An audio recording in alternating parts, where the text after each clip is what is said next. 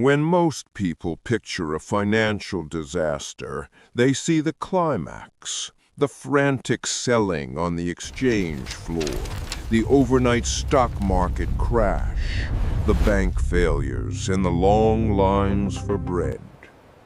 But the deadliest crashes, the ones that reshape generations, they don't announce themselves with sirens and flashing lights. They whisper.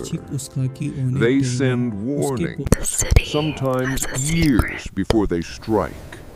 And right now, after witnessing the longest yield curve inversion in nearly a century, that whisper has become a roar. For over 700 days, from October 2022 to December 2024, America lived through a financial anomaly that hasn't occurred since the lead-up to the Great Depression. The yield curve stayed inverted. This wasn't just a brief flicker. It was longer than the warning before the 2008 meltdown. Longer than the signal before the dot-com crash. Longer than the alert before Black Monday. We have just lived through the most sustained, most explicit warning signal the bond market has ever given us in modern history. And yet, most people have no idea what it means. Here is what should concern you deeply. Every single major recession since World War II was preceded by a yield curve inversion. Every single one. Since 1960, the signal has predicted 8 out of the last 9 recessions. The track record is nearly perfect. But this time, what am I looking different, at? Because this time, the inversion lasted so long, we are now in completely uncharted territory. And history shows us one undeniable truth. When yield curves stay inverted for extended periods, the crashes that follow aren't just bad. They are catastrophic. Think of the yield curve as the bond market's collective vote on the future of the economy. Normally, investors demand higher interest rates for locking up their money for a long time, like 10 years, than for a short time, like 3 months. But when an inversion happens, that script flips. Short-term rates rise above long-term rates. It's the financial equivalent of a bank paying you more to borrow money for 3 months than for 10 years. It makes absolutely no sense, unless those investors believe something terrible is coming. It's their way of screaming that they would rather lock in any long-term safety right now than risk what they see on the horizon. But here is the critical distinction. It's not just the signal that matters, it's the duration. And we just lived through the longest inversion since 1929, the same 1929 that preceded the Great Depression. Let me paint you a picture of what that means. In January 1928, the yield curve inverted and stayed that way for months. The stock market ignored the warning completely. In fact, it soared another 98% over the next year and a half. Investors thought they were geniuses. The economy looked strong. Unemployment was at a record low. Does any of that sound familiar? Then, in August 1929, the market peaked. By October, it crashed. By 1932, it had lost 89% of its value. The depression that followed lasted a decade. The 2008 crisis followed the exact same script.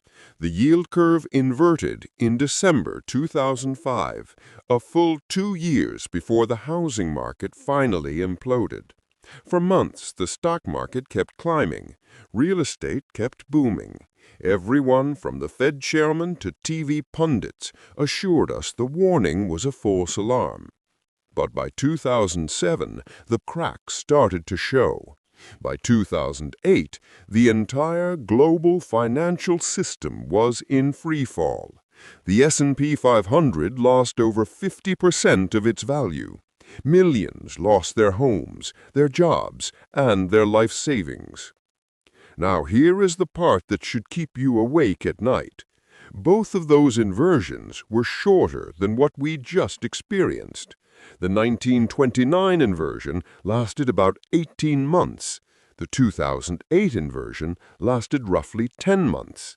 Our recent inversion lasted over 700 days, more than 24 months, longer than 1929 and 2008 combined.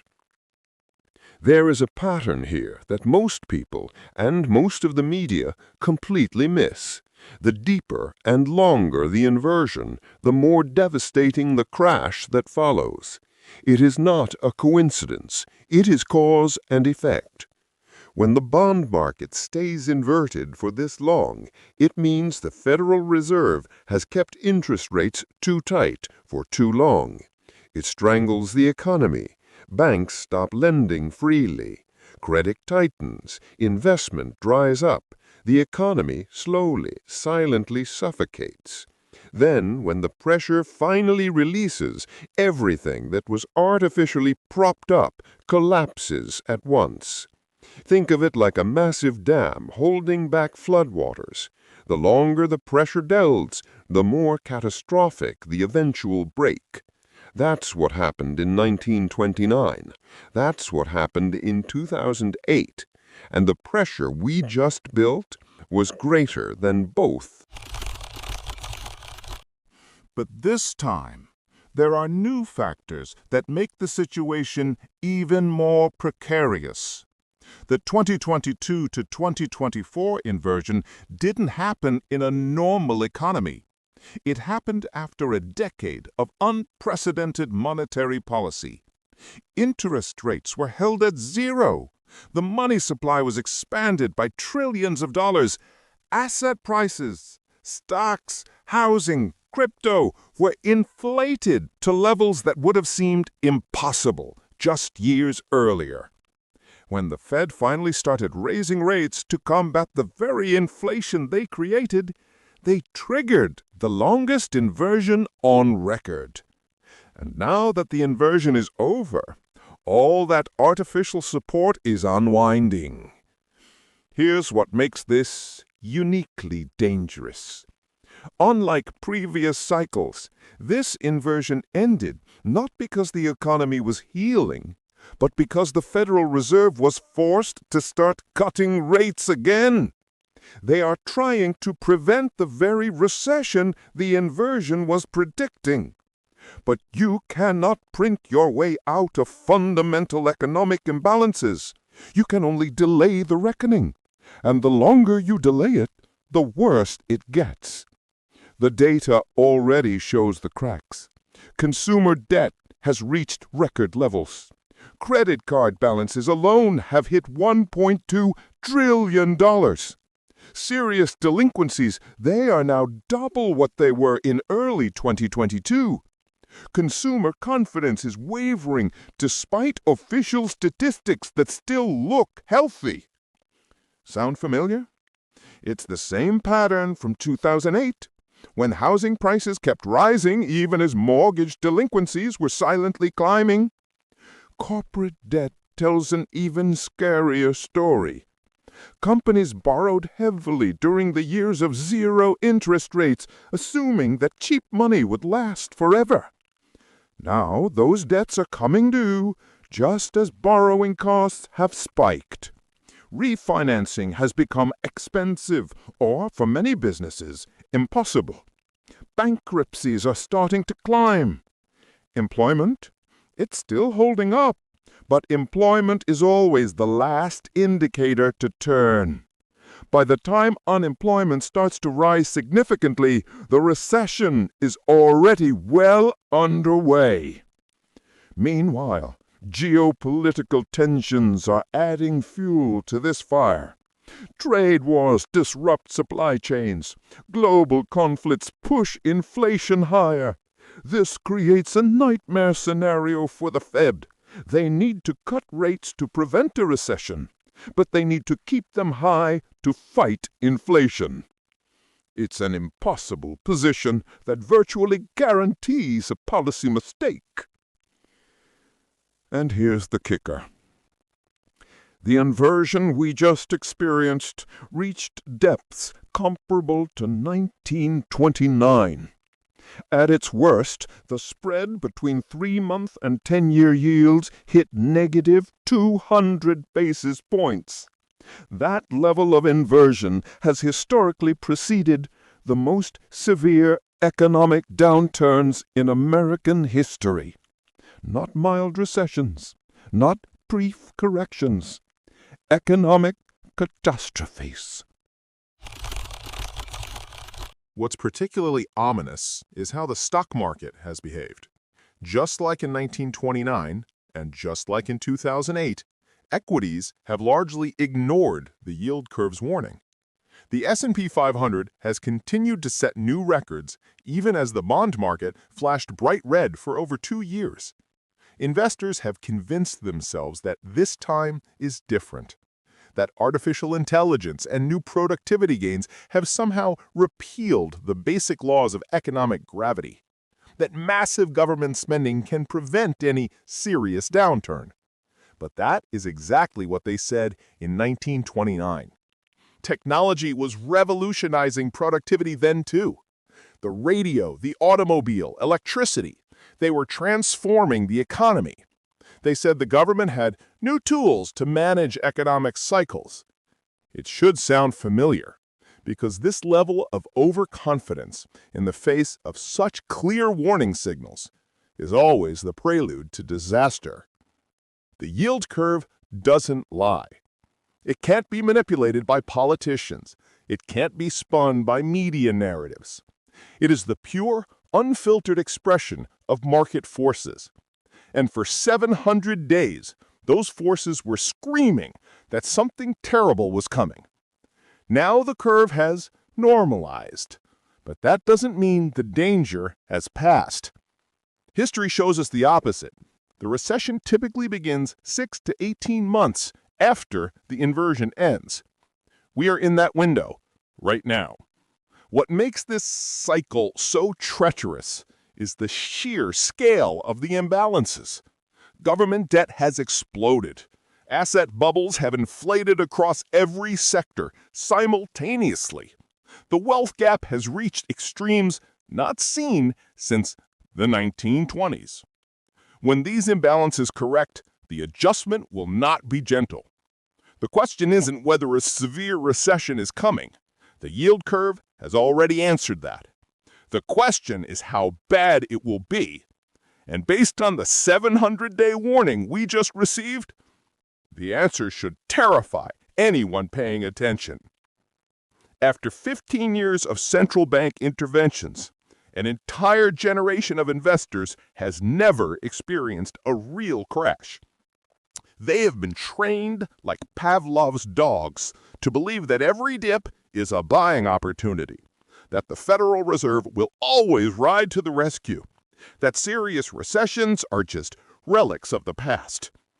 If you believe it's critical to understand these hidden market forces before the mainstream media reports on them, make sure you subscribe to this channel. We analyze the data the banks don't want you to see. Now back to the analysis. This blind confidence is exactly what makes the eventual crash so devastating. Look at the parallels and tell me they don't make your blood run cold. In 1929, the economy looked invincible right up until it wasn't. Everyone believed they were in a new era of permanent prosperity. In 2008, they said housing prices had never fallen nationally. They said new financial instruments had eliminated risk. Global trade had made economies more resilient. Right up until Lehman Brothers collapsed and took the entire system with it. Here is what most people still don't understand about those crashes. They weren't random, unpredictable events. They were the inevitable result of ignoring clear warning signals for too long. The bond market was screaming danger for months before each collapse. The yield curve was a flashing red fire alarm. And in both cases, the longer society ignored that alarm, the more severe the eventual crash became.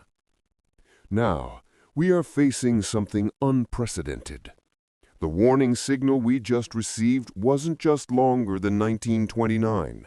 It wasn't just longer than 2008. It was longer than both of them combined.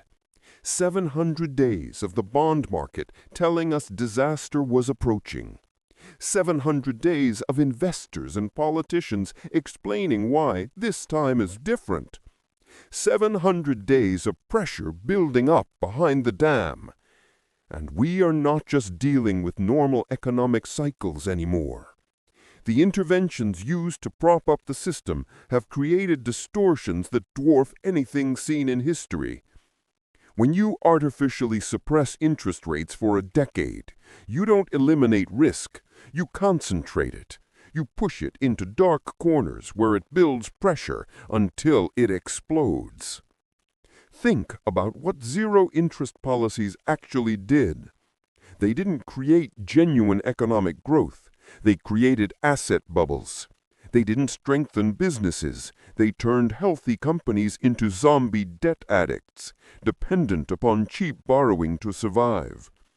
They didn't help average Americans build wealth. They inflated the assets of the rich while making everything ordinary people need, housing, education, healthcare, more expensive. Now, those policies are unwinding.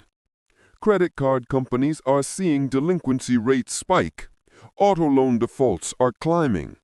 And consumers are holding up only because they are borrowing against their future to maintain their current lifestyle. That game has limits, and we are approaching them fast. The labor market tells the same story if you know how to read it. Yes, the unemployment number is low, but job openings are falling. Hours worked are declining.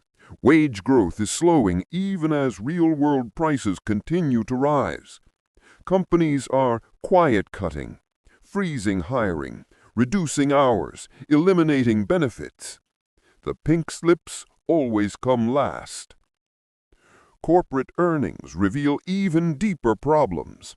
Many companies are beating expectations only because they've slashed costs, not because they're growing. They're buying back their own shares with borrowed money to prop up stock prices while their underlying businesses weaken. It is financial engineering, not economic strength. The bond market sees through the manipulation. It can't be fooled by government statistics or media spin. When investors are willing to accept lower returns on 10-year bonds than 3-month bills for 700 straight days, they are not making a mistake.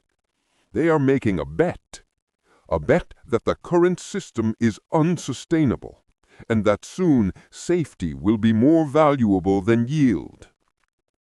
History shows these bets are almost always right. The bond market predicted the 1970s stagflation. It predicted the 1980s recession. It predicted the dot-com crash. It predicted the housing bubble. And now it is predicting something that could make all of those look modest. Because the imbalances we face today are larger than anything previous generations dealt with. The debt levels are higher. The asset bubbles are bigger. The policy tools are more limited. When this system finally breaks, and the yield curve is telling us it will, the correction won't be contained. It will be global, simultaneous, and devastating. The smart money already knows this. Why do you think the wealthiest investors had been buying gold, farmland, and other hard assets? Why are billionaires building bunkers? Why are central banks around the world quietly buying precious metals at a record pace? They are not preparing for business as usual. They're preparing for the kind of upheaval that redefines societies. The 700-day warning is over. We are in the danger zone. And if history is any guide, the severity of what's coming will be directly proportional to the length of the warning we all just ignored. The signs are already here, if you know where to look. People are extending car loans to 7 and 8 years just to afford the monthly payment. They are taking cash advances on credit cards to pay rent. They are refinancing mortgages to pull out equity just for basic living expenses. These are not signs of a healthy economy. These are signs of desperation disguised as normalcy. Small businesses tell a darker story. The zombie companies that survived the pandemic only by borrowing heavily are now facing a brutal reality. Those emergency loans are coming due just as customers are cutting back. The life support is being removed. Regional banks are sitting on a powder keg. They loaded up on long-term bonds when rates were zero, thinking they were safe. Now those bonds have lost tremendous value. Many of these banks are technically insolvent, but accounting rules let them pretend otherwise. It's the same hide-the-problem mentality that preceded the S&L crisis and the 2008 collapse. And commercial real estate is the time bomb. Office buildings are half empty. Retail spaces are closing. The loans backing these properties are mostly held by those same regional banks. It is a perfect storm of interconnected failure waiting to happen. But the most dangerous bubble isn't in stocks or real estate, it's in government debt itself. Federal spending has reached levels that are simply not sustainable. There is no political will to stop it. Every crisis just triggers more spending, more printing. State and local governments are in even worse shape. Pension obligations they cannot possibly meet. Infrastructure they cannot afford to maintain. When the next recession hits and tax revenues collapse, they will face a choice: default on their debts or cut services so drastically that social unrest becomes inevitable. International factors make it all worse. The dollar's status as the world's reserve currency is being challenged. China and Russia are building alternative systems. Central banks are reducing their dollar reserves and increasing their gold. When the dollar loses its monopoly, the inflation we have been exporting for decades will come flooding back home. The technology sector, which has driven the market, is showing its own cracks. The AI bubble is producing spectacular losses.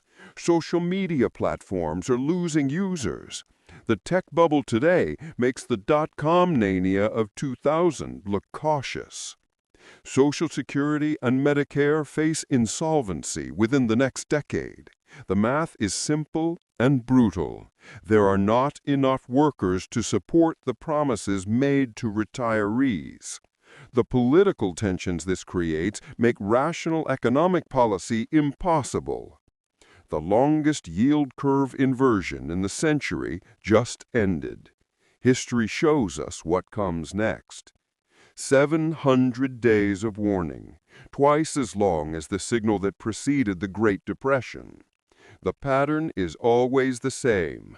The longer the inversion, the more devastating the crash. And now, we're in the window where the recession is scheduled to begin. The question isn't if you believe this will happen. The question is, are you prepared? What is the one sign you are seeing in your daily life that tells you the economy is weaker than they are admitting?